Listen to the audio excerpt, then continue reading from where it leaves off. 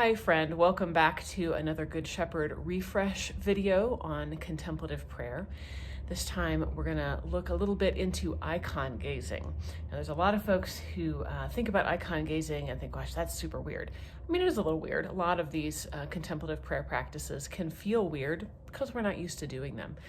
The goal of icon gazing, beyond sort of the sense of being present in the moment with yourself and with God, I mean, that's the primary goal of all contemplative prayer, is to see and be seen. So you'll notice I've got this icon of Jesus behind me here. This is at the Edge House.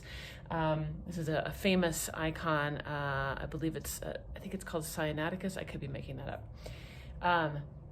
The goal of iconography is not that it is a finished piece. This is a piece of wood that's been painted, but it is to be seen. So the frame of this piece does not make it a piece of art. It is a frame of a window. So as you are gazing at Jesus, as you look him in the eyes, he is gazing back at you. He is looking at you. Now, just pause for a second with that. That's intense. That's a lot to take in. That's kind of the point. To sit for a while in Jesus' presence, gazing at each other with love. It's beautiful. So I'm going to invite you into this. First, I'm going to give you just a couple of details about this piece. One, you'll notice as you look at it, probably you already have, that his face is not symmetrical. That's not like common in iconography necessarily, but this particular one has been pointed out a lot. So you'll see one side of his face almost feels inviting, calm, quiet, and the other side of his face almost looks, I don't know if I want to say judgmental, but it's a lot more intense, isn't it?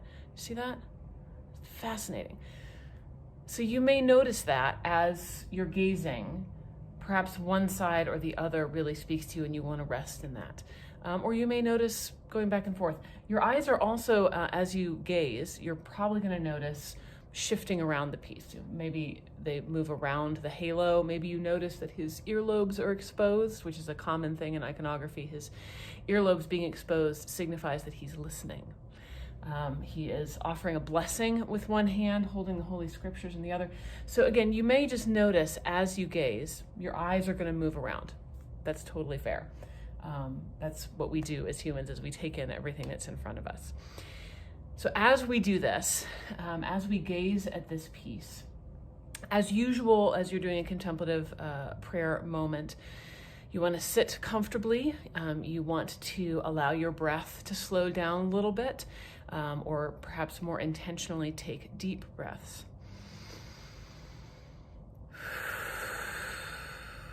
Right?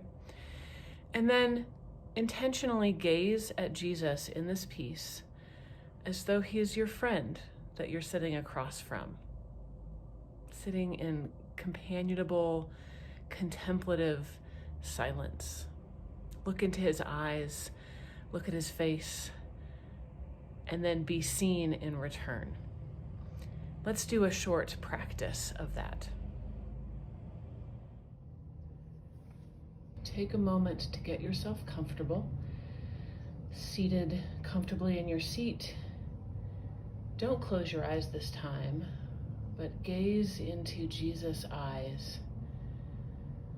Take a slow, deep breath.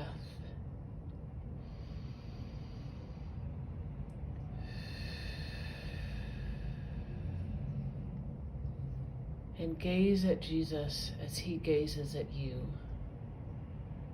Listen as he listens to you.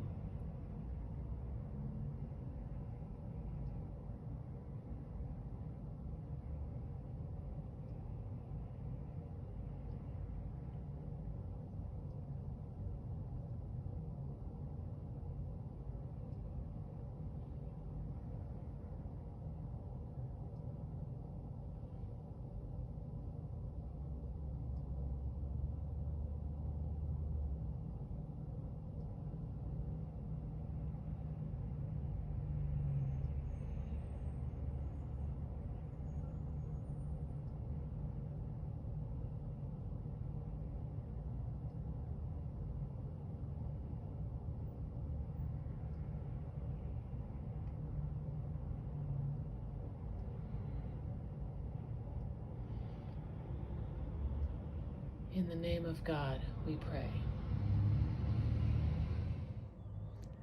How was that for you, friend? Do you feel seen? What did you hear?